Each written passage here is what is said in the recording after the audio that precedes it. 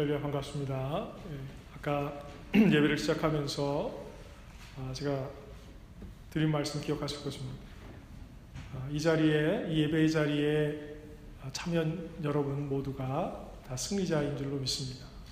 항상 예배의 자리에 참석해서 어떠한 모습이든지 죄와 허물을 가지고 나왔든지 하나님께서 허락하신 풍성한 열매를 거두고 그것을 가지고 주님 앞에 나왔든지 주님 앞에 엎드리는 모든 주님의 성도는 다 주님 앞에서 승리자가 되고 주님의 위로를 받고 주의 손을 붙잡고 일어서게 될 줄로 믿습니다. 그런 의미에서 이 자리에 앉아있는 우리 모든 어번교회 교우들은 다 승리자입니다. 오늘 시편 90편에 있는 말씀을 통해서 올 한 해를 마무리하고 또 2017년도 새해를 맞이하면서 하나님의 자녀로서 우리의 현재의 삶의 모습과 우리가 나아가야 할 길에 대해서 함께 생각해 보도록 하겠습니다. 우리 서로에게 한번 이렇게 말씀해 주시면 좋겠습니다. 수고 많으셨습니다. 한 해 동안 수고 많으셨습니다. 한 해 동안 많이 인내하셨습니다.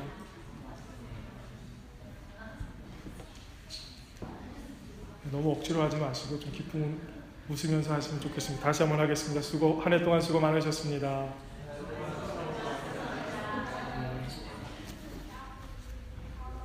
어떤 사람들에게는요, 한 해를 마무리하는 이 시간이 어쩌면 기나긴 마라톤을 경주하고 나서 이제 온몸에 있는 모든 에너지를 다 쏟아내고 더 이상 뛸 힘도 없고 무엇인가를 계획해서 일을 할 수 있는 생각도 갖지 못하고 그냥 쓰러져 버릴 수밖에 없는 그런 상황인 그런 분들도 어쩌면 이 자리에 계실지 모르겠습니다. 또 어떤 분들은 잘은 모르지만 그냥 주어진 대로 열심히 그 길을 가고 앞서가는 사람의 뒷발꿈치를 쫓아가고 하나님 주신 말씀을 따라 가다 보니까 어찌어찌 하다 보니까 나는 잘 가고 있었는지 몰랐는데 무엇인가 열매를 거둘 수 있게 되고 남들보다 앞서가게 돼서 앞서가던 사람은 저 뒤에 있고 먼저 반환점을 돈 그런 위치에 서 있는 자기 자신을 발견하게 되는 분들도 있을지 모르겠습니다. 어번교회 하나님께서 세우신 이 교회를 함께 섬기며 예배하는 우리 어번교회 성도님들 스스로에게 한번 질문해 보시기를 바랍니다. 하나님께서 나에게 주신 인생의 길을 가면서 나는 어디쯤 와 있을까? 여러분 스스로가 평가할 때, 생각할 때 여러분은 어디쯤에 와 있는 것 같으십니까? 어떤 분은 남들보다 좀 앞서가고 있지 않나 생각할 수도 있고 어떤 분은 나는 이제 좀 열심히 하나님 뜻대로 살아보려고 하는 이제 열심히 무엇인가 힘을 내서 노력하고 헌신하고 사랑하고 용서하고 무엇인가 해보려고 하는데 다른 사람은 저 먼 발치에 가고 있는 것 같아서 뒤처진 것 같은 그런 느낌을 가질 수도 있을 것입니다. 그러나 우리가 어디에 있든지 상관없이 오늘 말씀을 우리의 삶을 비추는 거울로 생각해서 우리의 삶의 현장을 들여다본다면 우리가 어디 있다고 생각하든 상관없이 우리는 그저 광야의 한 지점에 있을 뿐입니다. 오늘 우리가 함께 읽은 이 시편 90편의 말씀 아주 특별한 말씀입니다. 시편은 대개는 다윗이 썼고 고라의 자손들도 일부 썼습니다. 하지만 오늘 함께 읽은 이 말씀을 보면 이 시편 90편은 모세가 쓴 글로 되어 있습니다. 그러니까 모세는 굉장히 앞선 시대에 살았는데 오늘 우리가 함께 읽은 시편 90편의 말씀은 민수기 14장과 민수기 13장에 나오는 사건을 배경으로 하고 있는 말씀입니다. 민수기 13장에 무슨 얘기가 나오냐면 가데스 바네아에서 이제 이스라엘 백성들이 거기서 진을 치고 있으면서 앞으로 들어가게 될 가나안 땅에 지파별로 한 명씩을 뽑아서 정탐꾼 12명을 그곳에 보내서 정탐하게 합니다. 정탐하고 돌아와서 그들이 이제 리포트를 하게 되는데, 그 리포트를 하는 내용이 10명은 매우 부정적인 리포트를 하고, 여호수아와 갈렙이라고 하는 두 사람은 그곳의 상황에 대해서 같이 리포트를 하지만, 그러나 하나님이 우리 편에 서 계시기 때문에 하나님이 우리로 하여금 능히 이기게 하실 것이다 라고 하는 그런 보고를 합니다. 그런데 10명의 리포트를 듣고 나서 이 민수기 14장 그 앞부분을 보면 이스라엘 백성들이 어떻게 하냐면 통곡하면서 울었다고 했습니다. 밤새 통곡하면서 울었습니다. 왜 그랬을까? 그들이 그동안 하나님의 약속의 말씀을 믿고, 그리고 영도자인 모세의 이야기를 듣고서 그대로 순종하면서 따라와서 광야의 힘든 시간을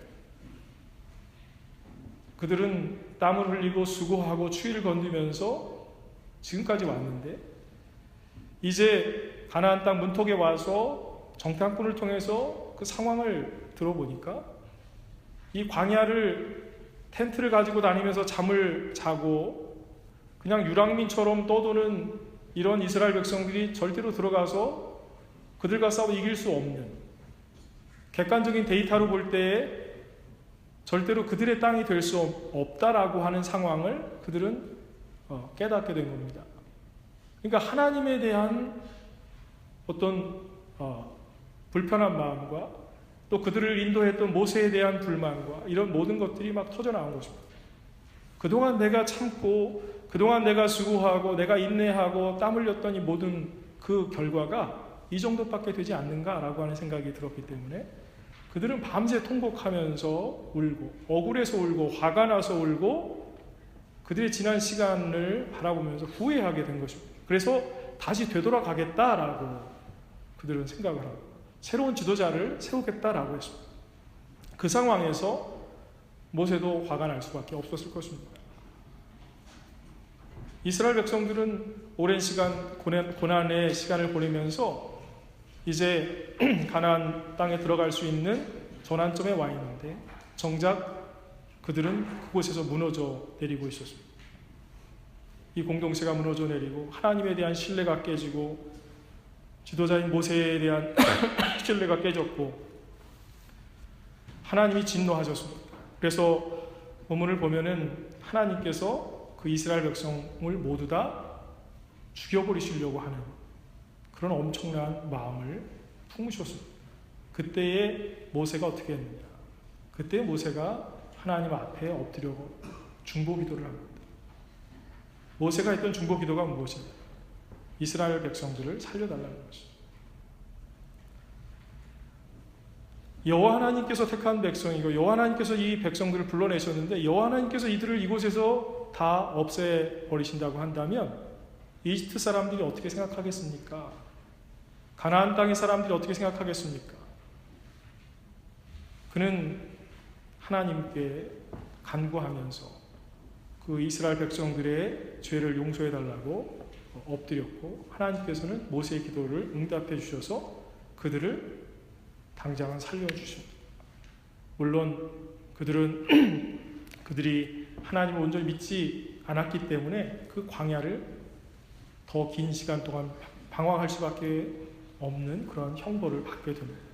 40여 년의 방황의 시간, 그것은 사실 그들의 불신앙의 대가였습니다.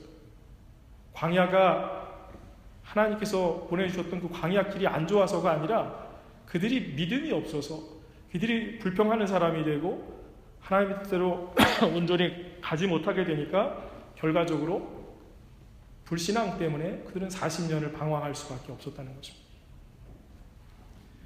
그런 사건의 배경을 두고 있는 말씀인데, 오늘 이 시편 90편에 있는 말씀을 보면 뭔가 막 소망이 되는 말씀이라기보다는 우리의 삶의 연약함과 부족함, 하나님의 영원하심 앞에선 우리의 유한함 같은 것들을 보게 하는 그러한 내용들. 이 말씀의 내용만을 놓고 보면 별로 그렇게 소망이 있어 보이지가 않습니다. 하나님이 우리에게 이미 허락하신 능력을 바라보게 해야 그 능력을 바라보면서 하나님이 내 안에 이런 능력을 주셨구나, 내가 이렇게 할 수 있구나라는 생각을 하면서 좀 담대하게 나갈 수 있을 것 같은데, 오늘 읽은 말씀을 통해서 보면 오히려 정반대의 말씀들을 우리는 읽을 수밖에 없습니다. 이스라엘 백성들이 바라보고 있는 그들의 삶의 자리는 어땠을까요? 그들이 왜 통곡할 수밖에 없었겠습니까? 우리가 이스라엘 백성들의 심정을 사실은 잘 알 수 없어요. 조금이라도 이해할 수 있다면 아마도 이 자리에 앉아 계신 성도님들 가운데 혹시 미국에 와서 열심히 무엇인가 해보겠다고 생각하고 정말 최선을 다해서 밤낮으로 일하고 수고했는데 여러분이 하던 비즈니스가 하루아침에 망하고 집값을 낼 수가 없고 쫓겨날 수밖에 없고 자녀들 앞에서 부끄럽고 내가 이제 어떻게 살아야 되나라고 하는 그런 생각을 하면서 너무나 초량했던 그런 경험이 있던 분들이 계십니까? 혹시 그런 경험이 있는 분이 계시다면 이스라엘 백성들이 생각했을 때 그들의 심정이 어쩌면 그것과 조금은 비슷했을 수도 있을 것입니다. 그들이 생각했던 인생의 길, 그들이 수고하고 땀 흘리면서 처절하게 광야길을 갔는데 그동안 왔던 그 모든 것이 다 수포로 돌아갔다라고 하는 생각과 마주하게 되었을 때 그들은 밤새 통곡할 수밖에 없었던 것입니다. 되돌아갈 길도 막막합니다. 그 광야를 다시 돌아가야 돼요. 길이 있어서 온 것이 아니라 하나님께서 인도하셔서 불기둥으로 구름 기둥으로 인도하셔서 인도하시는 대로 그냥 왔을 뿐입니다. 어떻게 가야 되는지 그들은 아무것도 알지 못합니다. 물이 있어서 물을 마시면서 온 것이 아니라 때로는 반석을 쳐서 물을 내게 하셔서 하나님이 마시게 하셨기 때문에 그들이 되돌아간다고 한들 먹고 마시고 살아남을 수 있을지도 확실하지가 않습니다. 우리가 넘어지고 우리가 일어서고 때로는 우리의 손에 열매가 있고 때로는 우리가 고기를 먹을 수도 있고 때로는 굶을 수도 있지만 사랑하는 성도 여러분, 우리의 눈으로 보는 그것이 절대로 전부가 아니라는 사실을 깨달을 수 있는 여러분들 되시길 바랍니다. 우리가 보는 것이 전부가 아니라는 것을 깨달을 수 있다라고 하는 것은 절대로 연약함이 아닙니다. 그것은 때로는 우리에게 큰 지혜가 되는 것입니다. 오늘 말씀을 통해서 세 가지를 생각을 해보려고 합니다. 첫 번째는 이 시점에서 우리가 인생을 사는 새로운 계산법을 배워야 하겠다라고 하는 것입니다. 하나님의 눈으로 보는 계산법입니다. 오늘 말씀의 제목이 무엇입니까? 당신의 목전에서는 이라는 제목입니다. 4절 말씀을 보면 주의 목전에는 천년이 지나간 어제 같으며 밤의 한순간 같을 뿐임이니이다 라고 했습니다. 그러니까 인간의 계수하는 시간으로 볼 때 천년이라고 하는 시간이 하나님께는 그저 하룻밤과 같은 짧은 시간밖에 되지 않는다라는 이야기입니다. 그것이 꼭 천년이 그렇다는 의미가 아니죠. 인간이 생각하는 시간과 하나님의 시간이 같지 않다는 것입니다.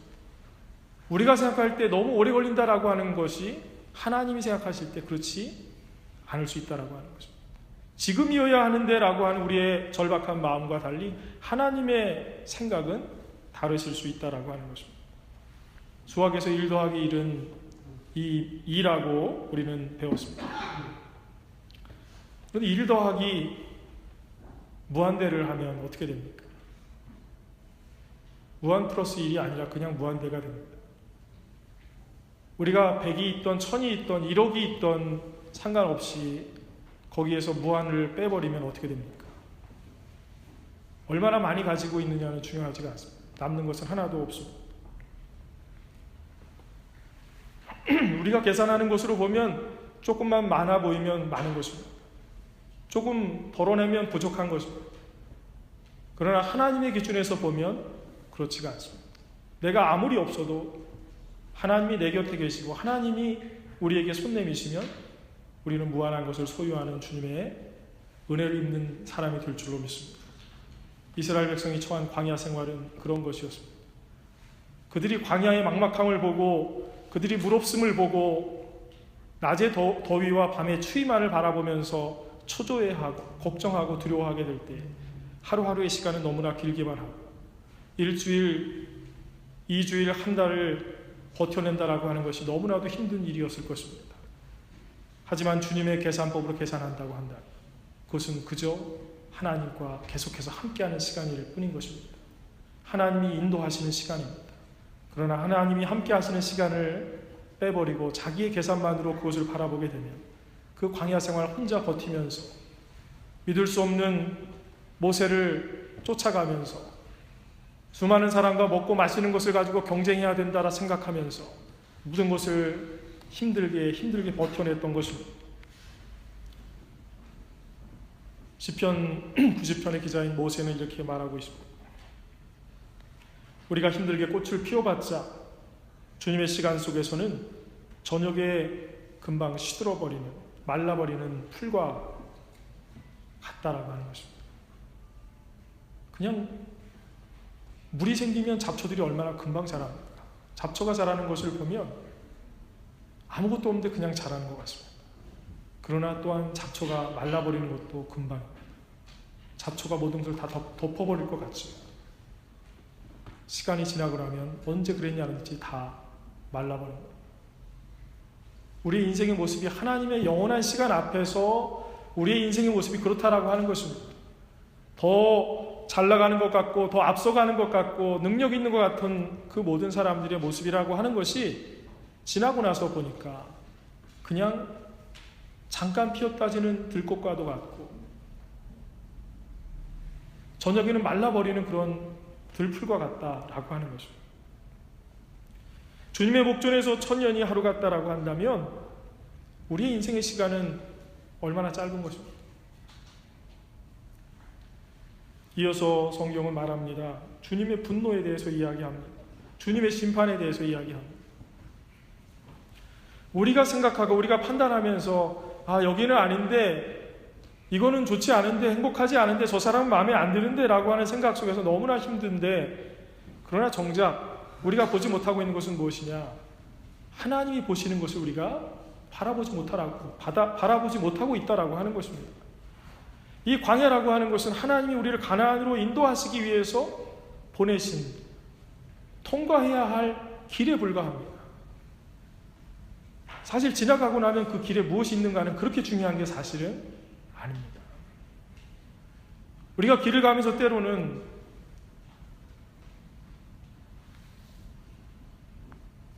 웅덩이에 발을 잘못 디뎌서 발이 젖을 수도 있습니다. 진흙이 묻을 수도 있습니다. 그럼 뭔가 하루 그냥 그때 가는 모든 일들이 꼬인 것 같고 잘못된 것 같습니다. 당장은 기분이 나쁜 것 같아도 여러분 우리가 인생의 목적지를 가는 데 있어서 우리가 물웅덩이를 밟았다라고 하는 것이 사실은 그렇게 중요한 것이 아닙니다. 그것 때문에 거기에 주저앉는 사람은 그래서 목적지에 가지 못하는 사람은 짜증이 나서 집으로 돌아가는 사람은 결국은 스스로 패배자의 길을 걸은 것입니다. 웅덩이가 문제가 아니라 자기가 본 웅덩이가 인생의 전부인 것처럼 판단한 그의 계산이 잘못된 것입니다.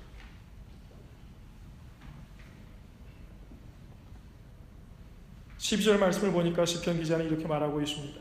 우리에게 우리 날 계수함을 가르치사 지혜로운 마음을 얻게 하소서. 이렇게 말하고 있습니다. 우리가 몇 살을 살 수 있느냐를 계산해 볼 수 있도록 가르쳐준다는 이야기가 아닙니다.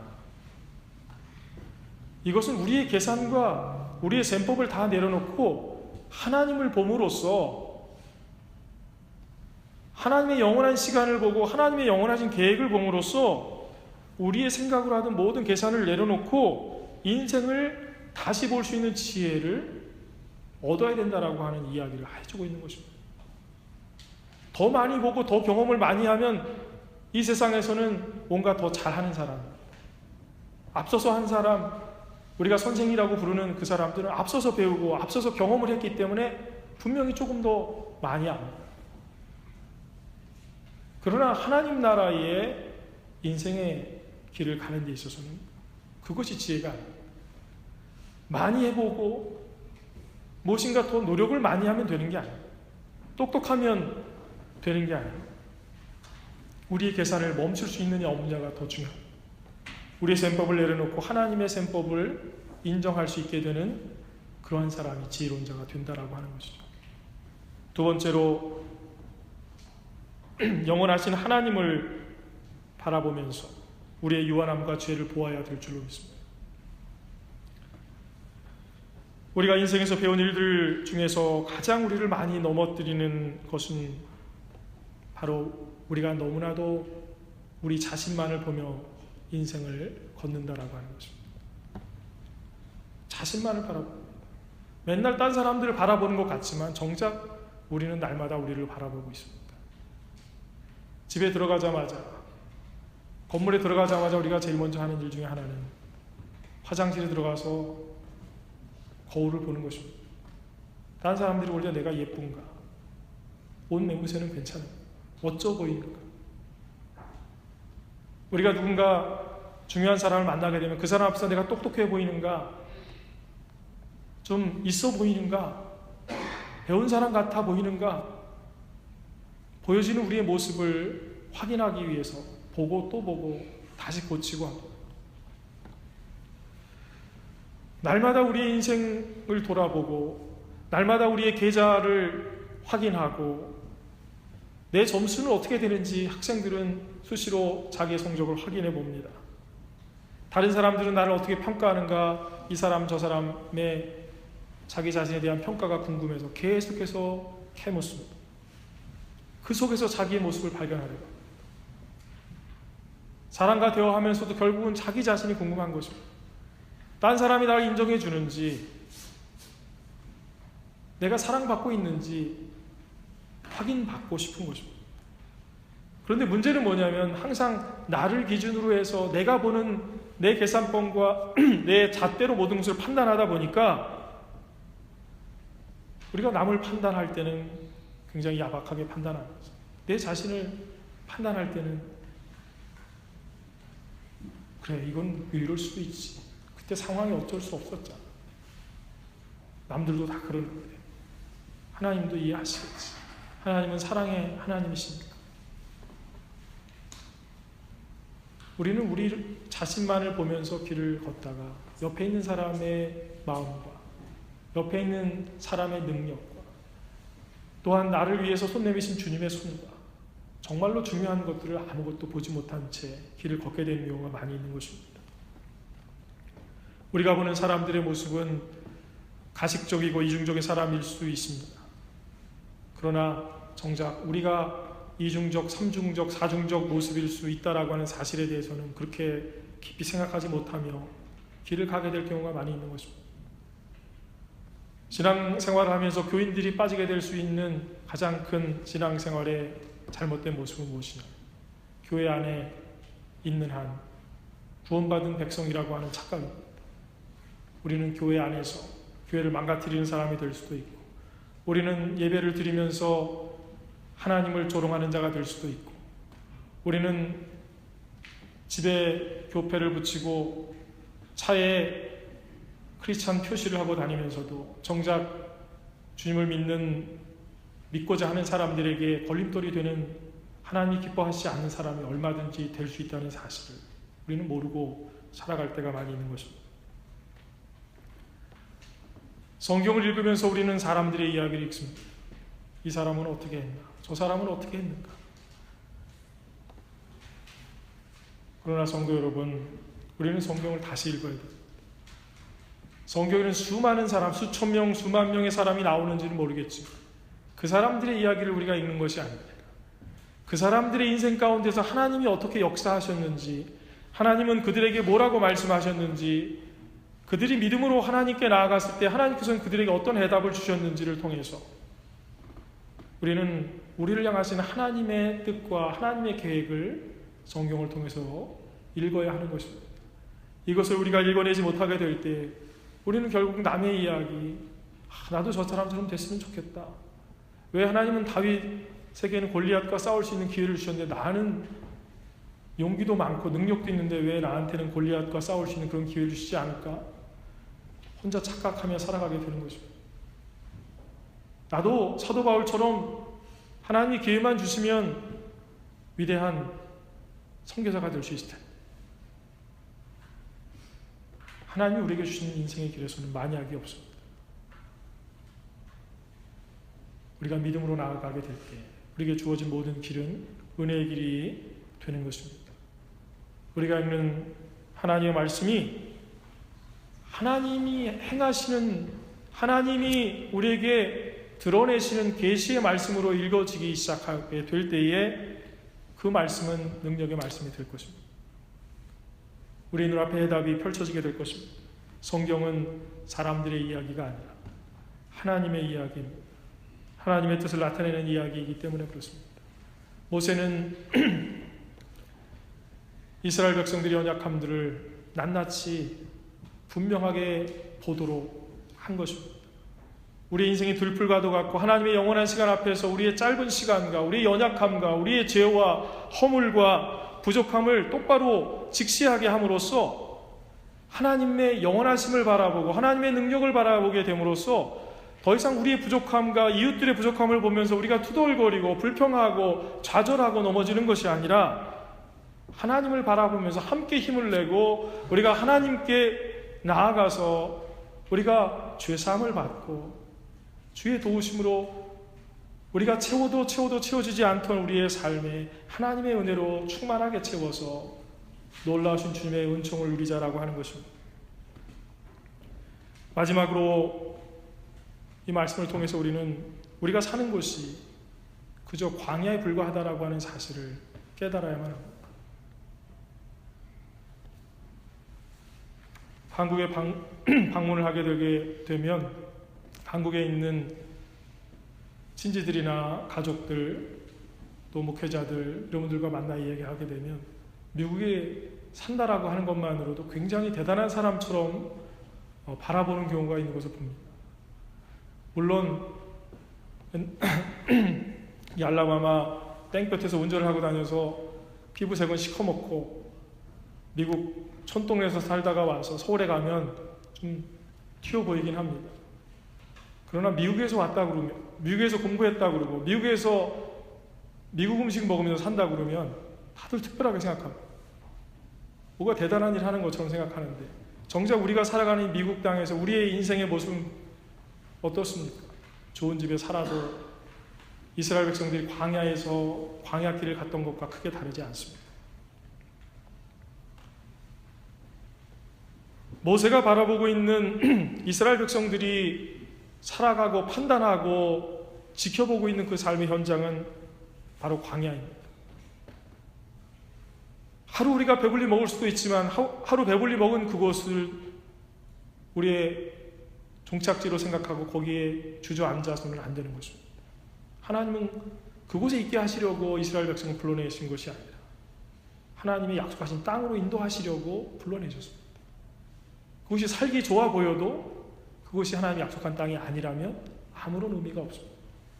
안 좋아 보이고 고생을 더 심하게 하고 문제가 생기고 공동체 안에 싸움이 일어나고 힘든 일이 계속해서 연달아 생기면 여기서 내가 있어야 되는가? 미국 생활 왜 이렇게 힘든가? 가정 생활 왜 이렇게 힘든가? 예수 믿는 거 왜 이렇게 힘든가? 우리가 얼마든지 이런저런 불평할 수 있습니다. 그러나 우리가 서 있는 그 자리는 그저 우리가 광야에 서 있다라고 하는 것을 이야기해주고 있을 뿐입니다. 중요한 것은 우리가 보는 상황이 아니라 그 광야에서 나는 지금 어떠한 모습으로 광야 생활을 하고 있느냐라고 하는 것이 중요한 것입니다. 다른 사람이 하나님을 똑바로 바라보지 못하는 것을 가지고 우리가 함께 비난한다고 해서 그들보다 더 나은 인생이 되는 것이 아닙니다. 그들보다 더 믿음이 좋다는 뜻이 될 수 없습니다. 그러면 나는 하나님 앞에 올바로 서 있는가를 봐야 되고 하나님 말씀에 순종하고 있는지 들추어보면서 우리는 가야 할 길을 다시 찾아서 믿음으로 그 길을 걷기 시작해야 될 줄로 믿습니다.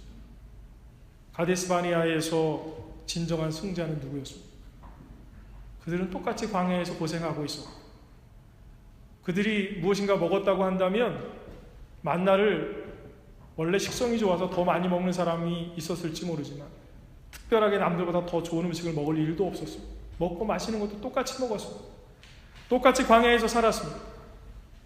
그런데 누구는 가나안 땅에 들어가는 백성이 되었고 누구는 들어가지 못하게 되었습니다. 뭐가 그렇게 다른 것입니까? 믿음의 눈이 없었던 사람은 패자가 되었고 믿음의 눈으로 볼 수 있었던 사람은 승자가 되었습니다. 그 얘기는 뭐냐면 그 끝까지 자기의 눈으로 보는 것만을 고집하면서 그 일을 갔던 사람은 그동안 고생했던 것뿐만 아니라 남아있는 인생의 모든 시간까지 다 써버리면서 그저 광야만 맴돌다가 인생을 마칠 수밖에 없었다는 것입니다.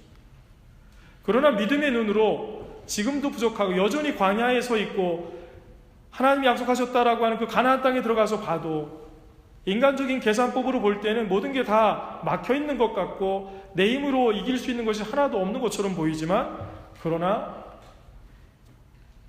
온 천지 만물을 지으신 하나님께서 우리의 편이 되어주시고 우리보다 앞서가시고 우리를 그곳에 정착하시겠다고 약속하셨다고 한다.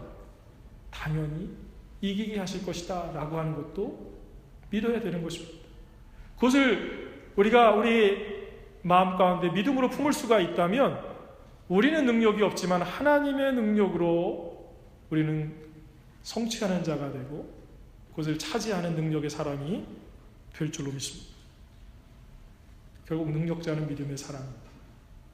결국 믿음의 눈으로 볼 수 있는 사람이 볼 수 있는 것입니다. 안경을 쓰신 분들이 많이 있습니다.